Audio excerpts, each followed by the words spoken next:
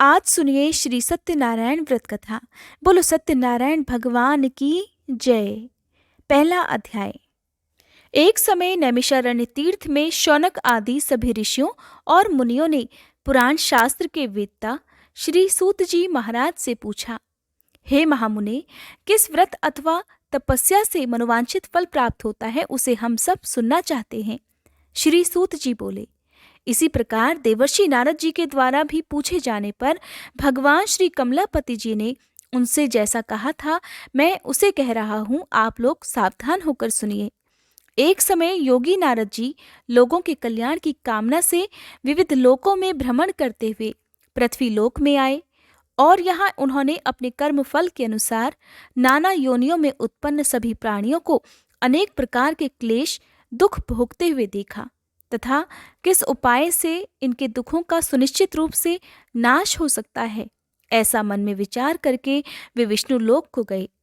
वहां 4 भुजाओं वाले शंख चक्र गदा पद्म और वनमाला से विभूषित शुक्ल वर्ण भगवान श्री नारायण जी के दर्शन कर उन देवाधिदेव की वे स्तुति करने लगे। देवर्षि नारद बोले, हे वाणी और मन से परे स्वरूप वाले, अनंत शक्ति संपन्न, आदि मध्य और अंत से रहित, निर्गुण और सकल कल्याणमय गुणों से संपन्न, भक्तों की पीड़ा नष्ट करने वाले परमात्मन, आपको मेरा नमस्कार है। स्तुति सुनने के पश्चात भगवान श्री हरि ने देवर्षि नारद से कहा, महाभाग, आप किस प्रयोजन से यहाँ आए हैं? आपके मन में क्या है? तब देवर्षि नारद कहने लगे, हे भगवान, पृथ्वीलोक में अपने पाप कर्मों के द्वारा विभिन्न योनियों में उत्पन्न सभी लोग बहुत प्रकार के क्लेशों से दुखी हो रहे हैं। हे प्रभु, किस लघु उपाय से उनके कष्टों का निवारण हो सकेगा? यदि आपकी कृपा मेरे ऊपर हो तो वह सब मैं सुनना चाहता हूँ। आप कृपा पूर्वक ये सब मुझे बताएं। तब श्री भगवान ने कहा, हे वत्स, संसार के ऊपर अनुग्रह करने की इच्छा से आपने बहुत अच्छी बात पूछी है। जिस व्रत के करने से प्राणी मोह से मुक्त हो जाता है, उसे मैं आपको बताता हूँ, सुनिए। हे वत्स, स्वर्ग और पृथ्वी लोक में दुर्लभ भगवान सत्यनारायण का एक महान व्रत है। आपके स्नेह के कारण इस समय मैं उसे कह रहा हूँ। अच्छी प्रकार विधि विधान से भगवान सत्यनारायण जी का व्रत करके मनुष्य शीघ्र ही सुख प्राप्त कर परलोक में मोक्ष प्राप्त कर सकता है। भगवान की ऐसी वाणी सुनकर देवर्षि नारद कहने लगे, हे प्रभु, इस व्रत को करने का फल क्या है? इसका विधान क्या है? इस व्रत को किसने किया और इसे कब करना चाहिए, ये सब भी विस्तार पूर्वक बतलाइए। तब भगवान श्री हरि कहने लगे, यह श्री सत्यनारायण जी व्रत दुख शोक आदि का शमन करने वाला, धन धान्य की वृद्धि करने वाला, सौभाग्य और संतान देने वाला तथा सर्वत्र विजय प्रदान करने वाला है। जिस किसी भी दिन भक्ति और श्रद्धा से समन्वित होकर मनुष्य ब्राह्मणों और बंधु बांधवों के साथ धर्म में तत्पर होकर सायंकाल में भगवान श्री सत्यनारायण जी की पूजा करे, नैवेद्य के रूप में उत्तम कोटि के भोजनी पदार्थों को सवाया मात्रा में भक्ति पूर्वक अर्पित करना चाहिए। केले के फल, घी, दूध, गेहूं का चूर्ण अथवा गेहूं के चूर्ण के अभाव में साठी का चूर्ण, शक्कर या गुड़, ये सब योग्य सामग्री सवाया मात्रा में एकत्रित कर निवेदित करनी चाहिए। बंधु बांधवों के साथ श्री सत्यनारायण भगवान जी की कथा सुनकर ब्राह्मणों को भोजन कराना चाहिए। भक्ति पूर्वक प्रसाद ग्रहण करके नृत्य गीत आदि का आयोजन करना चाहिए। इसके पश्चात भगवान सत्यनारायण का स्मरण करते हुए अपने घर को जाना चाहिए। ऐसा करने से मनुष्यों की मनोकामना अवश्य पूर्ण होती है। विशेष रूप से कलयुग में पृथ्वीलोक पर यह सबसे छोटा और सरल उपाय है। दूसरा अध्याय। श्री सूत जी ने कहा, हे ऋषियों, जिन्होंने पहले समय में इस व्रत को किया है उसका इतिहास भी बताता हूँ, आप सब ध्यानपूर्वक सुने। सुंदर काशीपुरी नगरी में एक अत्यंत निर्धन ब्राह्मण रहता था। वह ब्राह्मण भूख और प्यास से बेचैन होकर पृथ्वी पर घूमता रहता था। ब्राह्मणों से प्रेम करने वाले श्री विष्णु जी ब्राह्मण को देखकर एक दिन बूढ़े ब्राह्मण का रूप धारण कर ब्राह्मण के पास जाकर आदर के साथ पूछने लगे, हे विप्रदेव, तुम नित्य ही दुखी होकर पृथ्वी पर क्यों घूमते हो? तब उस ब्राह्मण ने कहा, मैं भिक्षा के लिए पृथ्वी पर विचरता हूँ। हे भगवान, यदि आप इससे छुटकारा पाने का कोई उपाय जानते हो तो कृपा कर मुझे बताएं। वृद्ध ब्राह्मण का रूप धारण किए श्री विष्णु जी ने कहा, हे ब्राह्मण, श्री सत्यनारायण भगवान मनोवांछित फल देने वाले हैं, इसलिए तुम उनका पूजन करो। इससे मनुष्य सब दुखों से मुक्त हो जाता है। ब्राह्मण को व्रत का सारा विधान बताकर बूढ़े ब्राह्मण का रूप धारण करने वाले श्री भगवान जी अंतर्ध्यान हो गए। जिस व्रत को वृद्ध ब्राह्मण ने बताया है, मैं उसे अवश्य करूंगा, ऐसा निश्चय कर वह ब्राह्मण घर चला गया। अगले दिन वह जल्दी उठा और श्री सत्यनारायण जी का व्रत करने का निश्चय कर भिक्षा मांगने के लिए चल दिया। उस दिन उसको भिक्षा में बहुत सारा धन मिला, जिससे उसने पूजा का सामान खरीदा और घर आकर अपने बंधु बांधवों के साथ श्री सत्यनारायण जी का व्रत किया। ऐसा करने से वह ब्राह्मण सब दुखों से छूटकर अनेक प्रकार की सुख समृद्धियों से युक्त हुआ। तभी से वह ब्राह्मण हर मास यह व्रत करने लगा। इसी प्रकार श्री सत्यनारायण जी के व्रत को जो शास्त्र विधि के अनुसार करेगा, वह सब पापों से मुक्त होकर मोक्ष को प्राप्त हो जाएगा। आगे भी जो मनुष्य पृथ्वी पर श्री सत्यनारायण जी का व्रत करेगा, वह सब दुखों से छूट जाएगा। इस तरह नारद जी से सत्यनारायण भगवान का कहा हुआ व्रत मैंने आपसे कहा। तब ऋषियों ने कहा, हे मुनीश्वर, संसार में इस विप्र से सुनकर किस किसने इस व्रत को किया, यह भी हम सब सुनना चाहते हैं। तब श्री सूत जी महाराज कहने लगे, हे मुनियों, जिस जिस प्राणी ने इस व्रत को किया है, उन सब की कथा भी सुनो।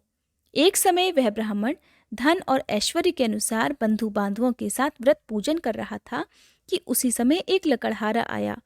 उसने लकड़ियां बाहर रख दी और ब्राह्मण के घर में चला गया। प्यास से व्याकुल लकड़हारे ने ब्राह्मण को व्रत करते हुए देखा तो वह अपनी प्यास को भूल गया। उसने ब्राह्मण को नमस्कार किया और पूछा, हे ब्राह्मण देवता, आप यह किसका पूजन कर रहे हैं? इस व्रत को करने से क्या फल मिलता है, कृपया कर मुझे भी बताएं। तब ब्राह्मण ने कहा, सब मनोकामनाओं को पूर्ण करने वाला यह श्री सत्यनारायण जी का व्रत है। इनकी ही कृपा से मेरे यहाँ धन धान्य आदि की वृद्धि हुई है।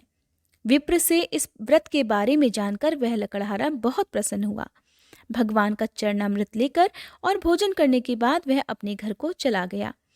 अगले दिन लकड़हारे ने अपने मन में निश्चय किया कि आज गांव में लकड़ी बेचने से जो भी धन मिलेगा, मैं उसी से भगवान सत्यनारायण का उत्तम व्रत करूंगा।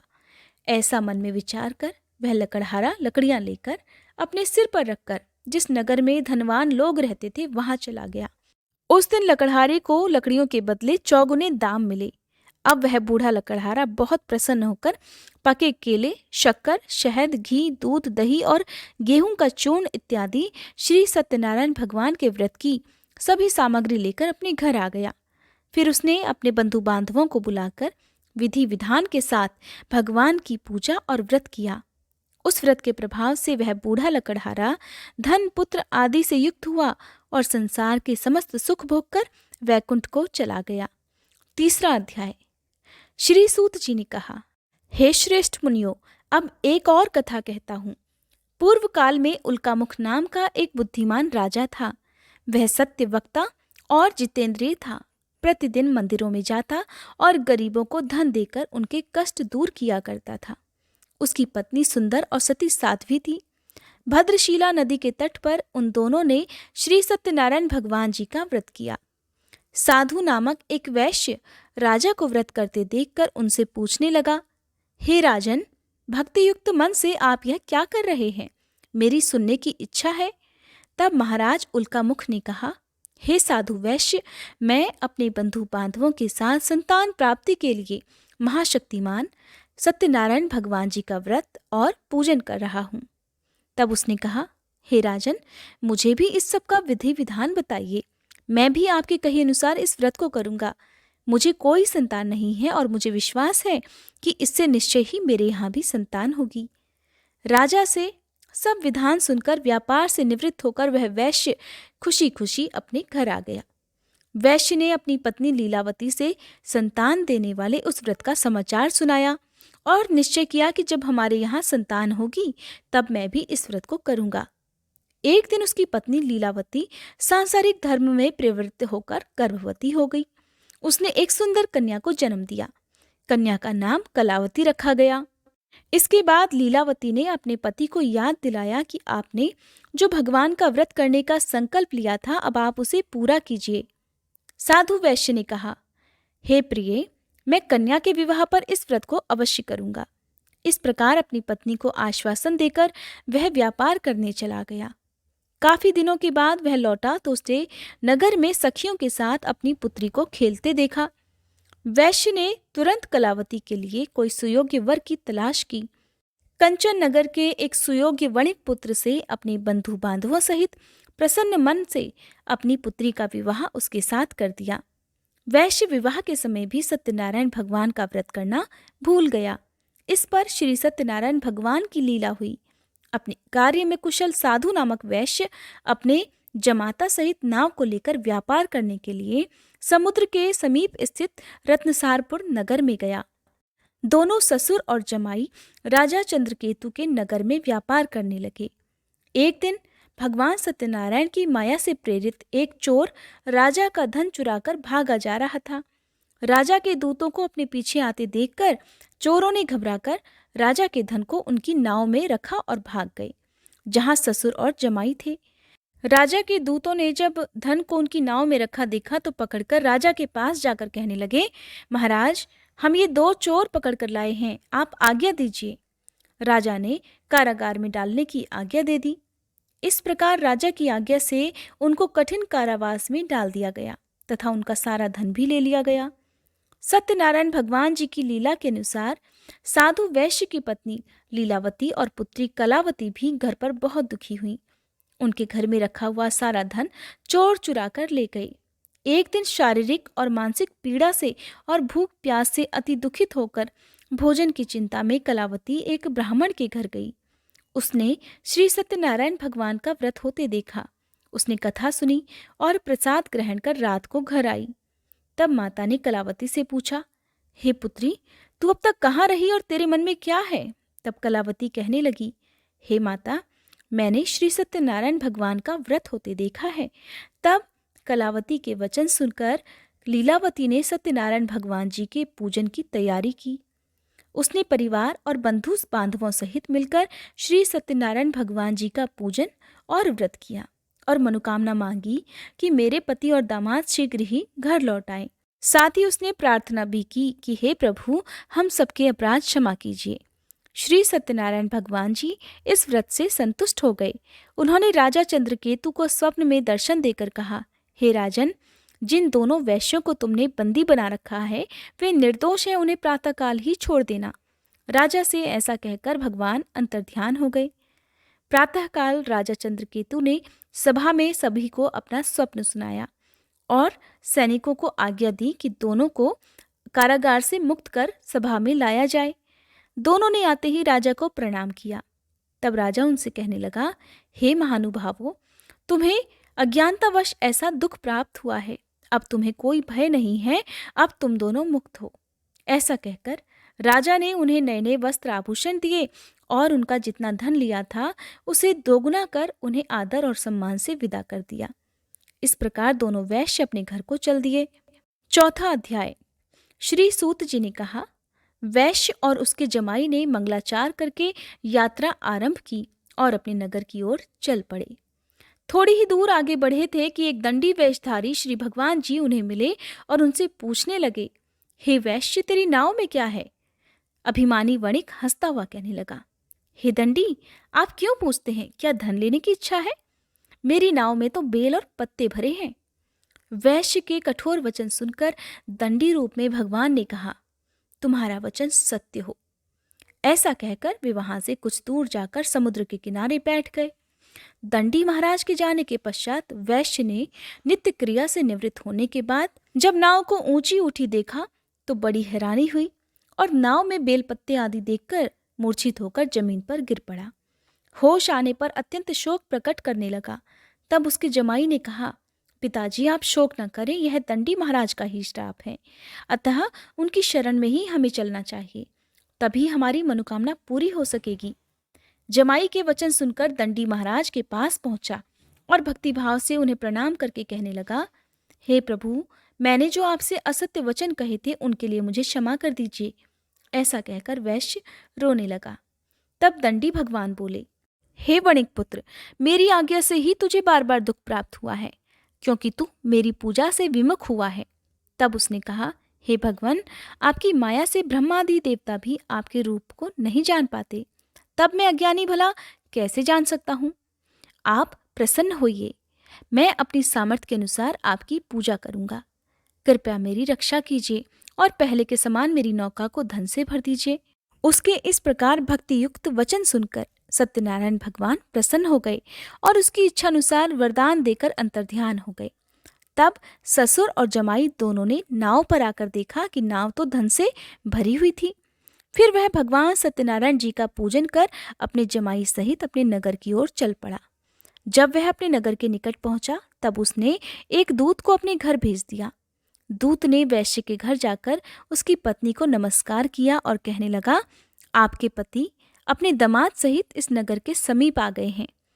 लीलावती और उसकी कन्या कलावती उस समय भगवान का पूजन कर रही थी। दूत का वचन सुनकर साधु की पत्नी ने बड़े हर्ष के साथ सत्यदेव का पूजन पूर्ण किया और अपनी पुत्री से कहने लगी, मैं अपने पति के दर्शन को जाती हूँ, तू भी पूजा समाप्त कर शीघ्र आ जाना। परंतु कलावती पूजन और प्रसाद छोड़कर जल्दी जल्दी अपने पति के दर्शन करने के लिए चली गई, परंतु उसको पति के दर्शन प्राप्त ही नहीं हुए। नौका को डूबा हुआ और कन्या को रोती हुई देखकर वैश्य दुखी होकर कहने लगा, हे प्रभु, मुझसे या मेरे परिवार से जो भूल हुई है उसे क्षमा कीजिए। इस प्रकार वह रोने लगा। उसके दीन वचन सुनकर सत्यनारायण भगवान फिर से प्रसन्न हो गए। तभी आकाशवाणी हुई, हे वैश्य, तेरी कन्या प्रसाद छोड़कर आई है, इसका पति इसी कारण अदृश्य हो गया है। अब यदि तेरी कन्या घर जाकर प्रसाद खाकर लौटे तो इसका पति इसे अवश्य मिल जाएगा। आकाशवाणी सुनकर कलावती ने घर पहुंचकर पूजन विधिवत समाप्त किया और प्रसाद ग्रहण करके अपने पति के दर्शन किए। तत्पश्चात वैश्य ने वहीं बंधु बांधवों सहित भगवान सत्यनारायण का विधिपूर्वक पूजन किया और वह इस लोक के सभी सुख भोगकर अंत में स्वर्गलोक को चला गया। 5वां अध्याय। श्री सूत जी ने आगे कहा, हे ऋषियों, मैं एक और कथा भी कहता हूँ।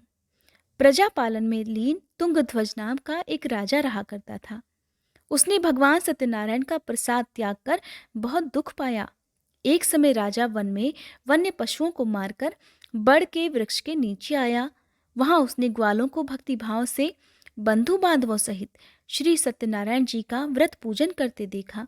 परंतु राजा ये सब देखकर भी अभिमानवश न तो वहां गया और न ही सत्यनारायण भगवान को प्रणाम किया। जब ग्वालों ने भगवान जी का प्रसाद उसके सामने रखा तो वह प्रसाद त्याग कर अपने नगर को चला गया। नगर में पहुंचकर उसने देखा कि उसका सब कुछ नष्ट हो गया है। वह समझ गया कि यह सब भगवान सत्यनारायण ने ही किया है। तब वह वापस उसी स्थान पर आया और ग्वालों के पास गया और विधिपूर्वक पूजन कर प्रसाद ग्रहण किया तो सत्यनारायण भगवान की कृपा से सब कुछ पहले जैसा ही हो गया और फिर वह सारे सुख भोग कर अंत में स्वर्गलोक को चला गया। जो मनुष्य इस परम दुर्लभ व्रत को करेगा, श्री सत्यनारायण भगवान की कृपा से उसे धन धान्य की प्राप्ति होगी। इस व्रत के प्रभाव से निर्धन धनी, बंदी बंधन से मुक्त होकर निर्भय हो जाता है। संतानहीनों को संतान प्राप्ति होती है और सभी मनोरथ पूर्ण होकर अंत में वह वैकुंठ धाम को जाता है। जिन्होंने पहले इस व्रत को किया, अब उनके दूसरे जन्म की कथा भी सुनिए। शतानंद नामक ब्राह्मण ने सुदामा के रूप में जन्म लेकर भगवान कृष्ण की भक्ति कर मोक्ष प्राप्त किया। उल्कामुख नाम के महाराज राजा दशरथ बने और श्री रंगनाथ जी का पूजन कर वैकुंठ को प्राप्त हुए। साधु नाम के वैश्य ने धर्मात्मा और सत्य प्रतिज्ञ राजा मोरध्वज बनकर अपने पुत्र को आरे से चीरकर मोक्ष को प्राप्त हुए। महाराज तुंगध्वज स्वयंभू मनु हुए। उन्होंने बहुत से लोगों को भगवान की भक्ति में लीन कर मोक्ष प्राप्त किया और वह लकड़हारा भील अपने अगले जन्म में गुह नामक निषाद राजा हुआ, जिसने भगवान श्री राम के चरणों की सेवा कर मोक्ष प्राप्त किया। सत्यनारायण भगवान व्रत कथा समाप्त। सभी प्रेम से बोलिए सत्यनारायण भगवान की जय। अगर आज की ये वीडियो आपको पसंद आई हो तो वीडियो को लाइक, शेयर, चैनल को सब्सक्राइब और कमेंट बॉक्स में सत्यनारायण भगवान की जय जरूर लिखिएगा।